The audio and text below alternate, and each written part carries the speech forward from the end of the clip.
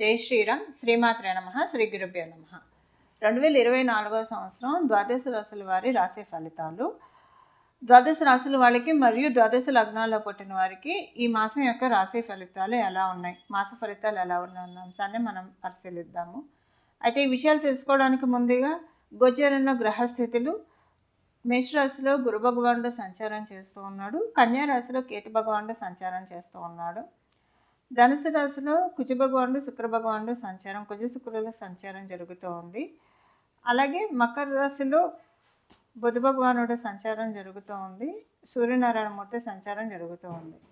ధనుసు రాశిలో ఉన్న కుజ భగవానుడు ఈ నెల 5వ తారీఖు నుంచి, అంటే ఫిబ్రవరి 5వ తారీఖు నుంచి ధనుసు రాశిలోంచి మకర రాశిలోకి ఆయన ప్రయాణం మార్చుకుంటున్నాడు, మకర రాశిలోకి వెళ్తున్నాడు. శుక్రుడు ఈ నెల 18వ తారీఖు నుంచి ఈ నెల 12వ తారీఖు ఆయన మకర రాశిలోకి ప్రవేశించబోతున్నారు. అలాగే బుధుడు ఈ నెల 21వ తారీఖు నుంచి మకర రాశిలో ఉన్న ఆయన కుంభరాశిలోకి వెళ్తూ ఉన్నారు. సూర్యనారాయణ మూర్తి ఈ నెలలో 14వ తారీఖు నుంచి కుంభరాశిలోకి ప్రయాణం చేస్తున్నారు, మకర రాశి నుంచి కుంభరాశిలోకి ప్రయాణం చేస్తున్నారు. రాహు భగవానుడు మీనరాశిలో సంచారం చేస్తూ ఉన్నాడు. ఈ మాసము ఒక ప్రత్యేకమైన గ్రహస్థితి చోటు చేసుకోబోతుంది ద్వాదశ రాశుల వాళ్ళకి మరియు ద్వాదశ లగ్నాల్లో పుట్టిన వాళ్ళకి. ఆ ప్రత్యేకమైన గ్రహస్థితి ఏంటంటే సూర్యనారాయణ మూర్తి మరియు శనీశ్వరుడు ఈ నెల 14వ తారీఖు నుంచి ఒకటే రాశిలో సంచారం చేస్తూ ఉన్నారు. ఒకటే రాశిలో వాళ్ళిద్దరు సంచారం, వాళ్ళిద్దరూ కూడా తండ్రి కొడుకులు, మనందరికీ తెలుసు. అయితే ప్రతి సంవత్సరం కూడా సూర్యనారాయణ మూర్తి ఒకసారి ఒక నెలలో శనీశ్వరుని కలుస్తూ ఉంటాడు. అంటే ఏ రాశిలో ఉన్నా ఆయన రాశి నుంచి వెళ్తాడు కాబట్టి వాళ్ళిద్దరు కంజంక్షన్ తటస్థిస్తున్నాయి. ఈ సంవత్సరము ఈ కలయిక చాలా ప్రాధాన్యత సంచరించుకుంది. ఎందుకంటే వీళ్ళిద్దరి కలయిక కుంభరాశిలో జరుగుతూ ఉంది కాబట్టి ఇంకా బహు ప్రాధాన్యత సంచరించుకుంది. ఆ ప్రాధాన్యత ఏంటి?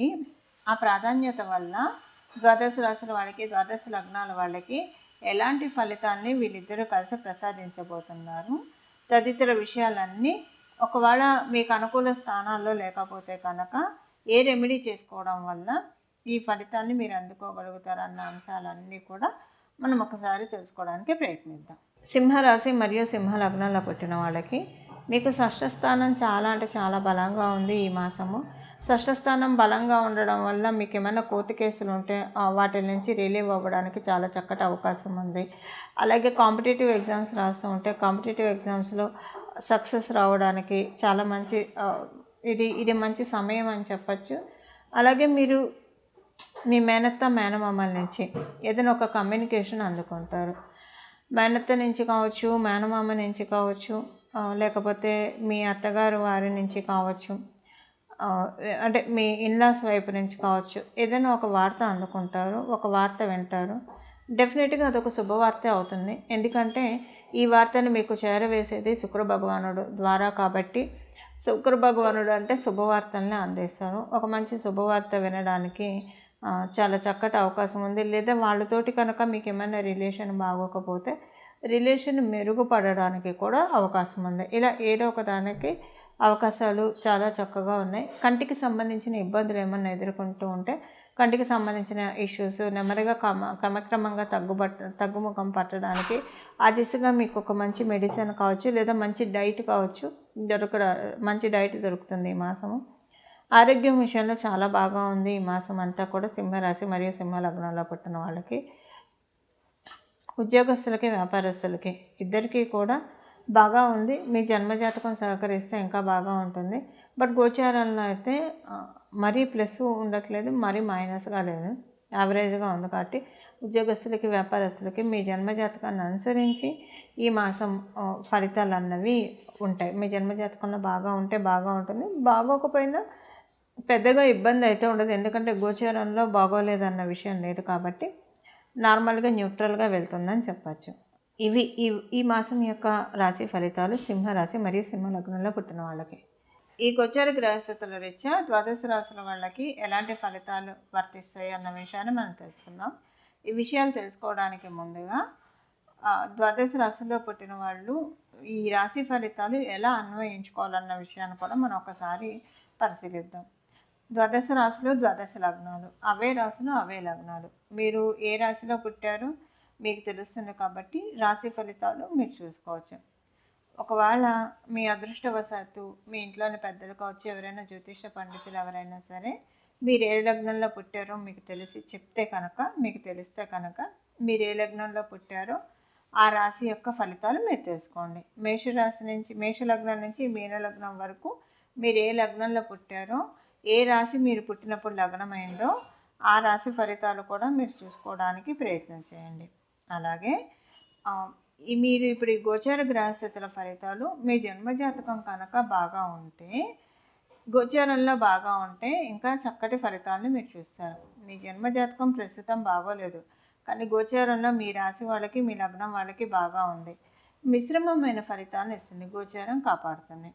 అలాగే మీకు జన్మరాశిలో మీ జన్మజాతకంలో బాగాలేదు, గోచారంలో కూడా బాగోలేదంటే కొంత మీరు పరిహారాలు చేసుకోవాలని చెప్పి అర్థము, దాన్ని తప్పించుకోవడానికి. అలాగే ఇంకొకటి, మీ రాశి మీకు తెలిసి మీ లగ్నం కూడా తెలిస్తే కనుక 2 ఫలితాలని చూసుకోండి. రెండిట్లో మీరు అంటే రీకన్సైల్ చేసుకోవాలి. ఒకవేళ కనుక మీకు రాశిలో ఉద్యోగం సంబంధించిన విషయాల్లో బాగోలేదని వస్తే, మీ లగ్నంలో బాగుందని వస్తే అది యావరేజ్ అవుతుందని తెలియాలి. ఏదైనా ఒక అంశం రెండిట్లో బాగోలేదని వస్తే అది మీరు కొంత ఏంటంటే జాగ్రత్త వహించాలని అర్థం. రెండిట్లో బాగుందని వస్తే చాలా బాగుంటుంది. దానికి మీ జన్మజాతకం కూడా బలంగా ఉంటే కనుక ఇంకా మంచి చక్కటి ఫలితాలు ఉంటాయి, చాలా స్ట్రాంగ్గా వెళ్తారని చెప్పి అర్థము. ఇలా మీరు చూసుకోవడానికి ప్రయత్నించండి. ఇక మనం రాశి ఫలితాలు తీసుకునే ప్రయత్నం చేద్దాం. చూశారు కదండి, ద్వాదశ రాశుల వారి మరియు ద్వాదశ లగ్నాల వాళ్ళ ఫలితాలు. అయితే ఏ రెమెడీ చేసుకుంటే ఈ మాసం అంతా కూడా చాలా చక్కటి శుభ ఫలితాలు వస్తాయన్న విషయాన్ని మనం చూద్దాము. ఈ ద్వాదశ రాశుల వాళ్ళకి ఈ ఫలితాల రీత్యా ఏ పరిహారం చేసుకుంటే ఈ మాసం అంతా కూడా సానుకూలంగా ఉంటుంది అన్న అంశాన్ని మనం ఒకసారి చూద్దాం. మీరు ఏ రాశిలో పుట్టినా సరే, ఏ లగ్నంలో పుట్టినా సరే, మనకి మెయిన్ ఏంటంటే మన జీవితాల్లో మనం పొద్దున్నే లేస్తే ఇంత వెలుగు ఉందంటే, ఇంత ప్రకాశంగా మనకి డే అంతా వెళ్తుందంటే దానికి కారణం కేవలంగా సూర్యనారాయణమూర్తి కుంభరాశిలోకి ఈ మాసంలోకి రాకపోతూ ఉన్నారు. అందువల్ల సూర్యనారాయణమూర్తి కుంభరాశిలోకి రావడం అనేది నిజంగా చాలా స్పెషల్ థింగ్. కుంభరాశిలోకి ఆయన వచ్చి ఆయన సింహరాశి మీద పరిపూర్తి దృష్టి పెడతాడు కాబట్టి ద్వాదశ రాశుల వాళ్ళకి, అలాగే ద్వాదశ లగ్నాల వాళ్ళకి కూడా మీ పేరు ప్రతిష్టలు ఇనుమడింప చేసుకోవడానికి ఈ మాసంలో చేసే ఈ పరిహారము చాలా చక్కగా ఉపకరిస్తుంది. ఆ పరిహారం ఏంటో మనం ఒక్కసారి తెలుసుకోవడానికి ప్రయత్నిద్దాము. జగత్ అంతటికీ వెలుగుని ప్రసాదించే సూర్యనారాయణమూర్తిని చరణాన్ని ఈ మాసం అంతా కూడా మనం ఆశ్రయించాలి. అయితే ఎవరైతే రోజు విష్ణు సహస్రనామాన్ని చదవగలిగిన వాళ్ళు విష్ణు సహస్రనామాన్ని చదవడము, కొంతమందికి విష్ణు సహస్రనామాన్ని చదవడం రాదు. అలాంటప్పుడు మనందరికీ తెలుసు, అందులో ఉన్న చిన్న శ్లోకము శ్రీరామ రామ రామేతి రమే రామే మనోరమే సహస్రనామ తత్తుల్యం శ్రీరామనామ వరానని. ఈ శ్లోకాన్ని చదువుకున్నా కూడా పూర్తి విష్ణు సహస్రనామాలు చదివిన ఫలితం మనకు వస్తుంది. ఇది చదవడం కన్నా ప్రయత్నించండి. సూర్యనారాయణమూర్తి చాలా బలంగా ఉన్న ఈ సమయంలో, అంటే సింహరాశి మీద ఆయన పరిపూర్తి దృష్టి పెట్టిన ఈ శుభ సందర్భంలో అందరూ కూడా శ్రీరామచంద్రమూర్తిని ఎంత బాగా ఆరాధిస్తే అంత చక్కటి శుభ ఫలితాలు వస్తాయి. ఎందుకు శ్రీరామచంద్రమూర్తి అని చెప్తున్నానంటే, ఇక్ష్వాకుల వంశానికి చెందినవాడు శ్రీరామచంద్రమూర్తి. ఇక్ష్వాకుల వంశానికి దైవము, కులదేవత, అధిదైవము సూర్యనారాయణమూర్తి. అందువల్ల మనం ఈ మాసం అంతా కూడా సూర్యనారాయణమూర్తి ఇచ్చే చక్కటి శుభ ఫలితాన్ని మనం అందుకోవడానికి, మంచి పేరుని సంపాదించుకోవడానికి, సంఘంలో గౌరవ మర్యాదలు సంపాదించుకోవడానికి, దీనికంతటికీ కూడా ఈ నెలంతా కూడా శ్రీరామచంద్రమూర్తి ఆరాధన చేయడము, విష్ణు సహస్రనామాలు చదవడము, మీ ఇంటి దగ్గర కనుక శ్రీరామచంద్రమూర్తి ఆలయం ఉంటే ఆలయ సందర్శనం చేయడము, ఇవన్నీ చేయగలిగితే కనుక చాలా చక్కటి శుభ ఫలితాలు ఈ మాసంలో మీకు అందడానికి చాలా చక్కటి అవకాశం ఉంది. ఈ మాసంలో మీరు చేసే ఈ పరిహారం వల్ల రాబోయే మాసాల్లో కూడా కొన్ని మంచి ఫలితాలను చూడటానికి చక్కటి అవకాశం నిస్సందేహంగా ఉంటుంది. మంగళం. నమో భగవతే వాసుదేవాయ.